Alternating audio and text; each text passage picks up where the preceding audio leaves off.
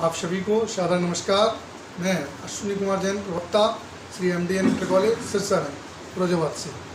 आज हम आप सबको कक्षा 12 के विद्यार्थियों को नागरिक शास्त्र विषय पे खंड का के समकालीन विश्व राजनीति के तृतीय अध्याय समकालीन विश्व में अमेरिकी वर्चस्व पर विस्तृत रूप से चर्चा करेंगे। और सबसे पहले बात करते हैं वर्चस्व की। वर्चस्व क्या है? पिछले अध्याय में हमने आपको बताया था कि द्वि ध्रुवता का अंत किस प्रकार हुआ, द्वि ध्रुवता के अंत के बाद किस प्रकार वर्चस्व कायम रहा, किस प्रकार एक दल एक प्रभुत्व रहा अमेरिका का, उस पर विस्तृत रूप से आज हम बात करते हैं। सबसे पहले बात करते हैं वर्चस्व। क्या आप समझते हैं वर्चस्व से क्या उसकी धारणा है? तो वर्चस्व से तात्पर्य किसी व्यक्ति, समूह या व्यवस्था द्वारा किसी अन्य व्यक्ति, समूह अथवा व्यवस्था पर अपना अधिकार स्थापित कर लेने से।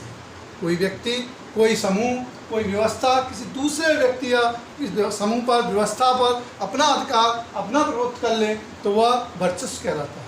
इस वर्चस्व की हम धारणा शक्ति से भी कह सकते हैं कि वर्चस्व की धारणा शक्ति से भी है। किसी भी एक देश अथवा व्यवस्था द्वारा किसी अन्य दूसरे देश अथवा व्यवस्था पर अपना प्रभुत्व जमा लेना ही वर्चस्व कहलाता है। वर्चस्व को भी हम कई रूपों में वर्णित कर सकते हैं, जैसे सैन्य वर्चस्व, राजनीतिक वर्चस्व, आर्थिक वर्चस्व और साथ ही सांस्कृतिक वर्चस्व। इन आदि व्यक्तों में हम वर्चस्व को व्यक्त कर सकते हैं। इसका प्रश्न भी बनता है कि वर्चस्व क्या है, वर्चस्व किस प्रकार आप परिभाषित कर सकते हैं। अब बात करते हैं वर्चस्व के उपरांत अमेरिकी वर्चस्व। अमेरिकी वर्चस्व कह रहा, जब द्विध्रुवीयता का अंत हुआ, शीत युद्ध की पश्चात समाप्ति हुई, सोवियत संघ का विघटन हुआ, जो हमने आपको पिछले अध्याय में बताया था। पिछले अध्याय के बाद शीत युद्ध के पश्चात अमेरिका का 1991 में एक नया दौर प्रारंभ हुआ। एक ध्रुवी विश्व का दौर जिसे हम कहते हैं, अमेरिका का वो दौर जिसे एक ध्रुवी विश्व का दौर कहा जाता है। अमेरिका ने जिन क्षेत्रों में अपना वर्चस्व स्थापित किया उस पर हम विस्तृत रूप से बात करते हैं आपसे। सबसे पहले अमेरिका का सैन्य वर्चस्व। सैन्य वर्चस्व में जो पेंटागन, अमेरिका का एक स्थान जो अमेरिका की रक्षा विभाग की एवं विश्व की सबसे सुरक्षित इमारत समझी जाती है, वो पेंटागन जो रक्षा कार्यालय है अमेरिका का, वो अपना एक बहुत बड़ा हिस्सा रक्षा बजट का रक्षा अनुसंधान एवं विकास एवं प्रौद्योगिकी विकास पर व्यय करता है। अमेरिका की जो क्षमता है वो गुणात्मक दृष्टि से भी बहुत बेहतर है। अमेरिका की सैन्य क्षमता बहुत बेहतर है। दूसरी बात करते हैं आर्थिक ढांचागत वर्चस्व। जो आर्थिक ढांचा है अमेरिका, उस पर अमेरिका ने किस प्रकार अपना वर्चस्व किया हुआ है? तो द्वितीय विश्व युद्ध जब हुआ, उस द्वितीय विश्व के युद्ध के पश्चात ही अमेरिका ने अपना प्रभाव बढ़ाना प्रारंभ कर दिया था।